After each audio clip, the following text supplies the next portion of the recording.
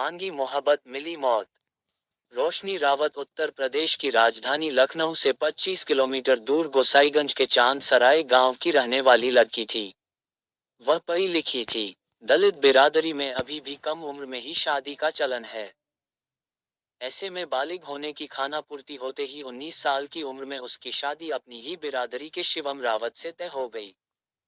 शिवम भी गोसाईगंज इलाके के ही चमरतलिया गांव का रहने वाला था। शादी तय होने के बाद शिवम और रोशनी आपस में फोन पर बातें करने लगे थे। धीरे धीरे दोनों की दोस्तों से बातें होनी शुरू हुई। यहीं पर किसी ने शिवम को ये कह दिया कि रोशनी के गांव में रहने वाले किसी लड़के से संबंध है। दुनिया भले ही चांद सितारे पर पहुंच जाए पर उसकी सोच और समझ में कोई फर्क नहीं पड़ता।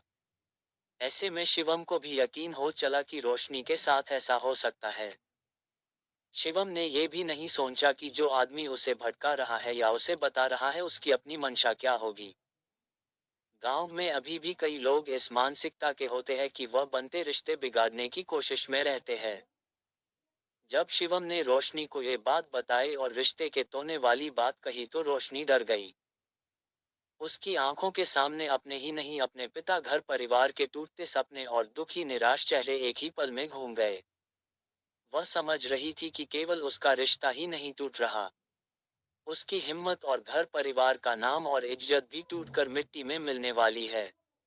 रिश्ता किसी भी तरह से टूटे गलती लड़की की होती है। दूसरी तरफ शिवम था, जो किसी भी हालत में ये सोचने को तैयार नहीं था कि उसकी होने वाली पत्नी के चरित्र पर कोई भी उंगली उठ सके। रोशनी ने उसको समझाते हुए ये भी कहा था कि अगर हमारी शादी हो जाती और उसके बाद कोई ऐसा आरोप लगाता तो भी क्या तुम हमको छोड़ देते। शिवम ने ऐसा कोई जवाब नहीं दिया जिससे रोशनी की आंखों में उम्मीद की लौ जगती। शादी के पहले आरोप लगी लड़की के साथ शादी करना शिवम के लिए आंख मूंद कर दूध में पड़ी मक्खी वाला दूध पीने जैसा ही था। इसके लिए वह राजी नहीं था। ऐसे में शिवम और रोशनी का रिश्ता शादी पहले ही दोराहे पर खड़ा हो चुका था। इसी बीच अचानक 4 मई 2020 को रोशनी अपने घर से गायब हो गई। उसके पिता बंशीलाल ने सबसे पहले उसका हर जगह अपडेट भी मिले। शिवम ने बताया कि जब रोशनी से उसकी शादी तय हो चुकी थी, वह आपस में बात करने और मिलने जुलने लगे थे। इसी बीच पता चला कि रोशनी के संबंध किसी और से भी है। इस बात को जानकर मैंने शादी करने से मना किया, तो रोशनी शादी के लिए जिद करने लगी। जब वह किसी तरह से मानने को तैयार नहीं हुई, उल्टा हमको फंसाने की धमकी देने लगी, तो उसको मार दिया। लाश को जंगल में छिपाने के बाद मोबाइल और कपड़े लेकर अपने घर चला आया। पुलिस ने शिवम के पास से रोशनी का फोन, कपड़े और घटना में प्रयोग की गई बाइक को बरामद कर लिया।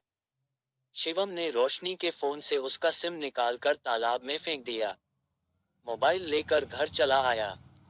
कुछ दिन बाद जैसे ही उसने रोशनी के मोबाइल में अपना सिम कार्ड डाला, पुलिस को सूचना मिल गई और उसने शिवम को धर दबोचा। पुलिस ने शिवम को रोशनी की हत्या और उसके शव को छिपाने के आरोप में जेल भेज दिया। दोस्तों, अगर आप चैनल पर नए हैं तो सब्सक्राइब जरूर कर लीजिए और वीडियो को लाइक करें। धन्यवाद।